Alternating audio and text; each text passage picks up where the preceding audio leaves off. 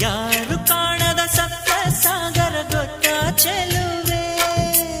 ಆರು ಕಾಲ ಅರಳುವುದು ಗೊತ್ತ ಚೆಲುವ, ಹೇಳಿಬಿಟ್ಟರೆ ಕೇಳಬಲ್ಲೆ ಮನಸ್ಸು ಕೊಟ್ಟ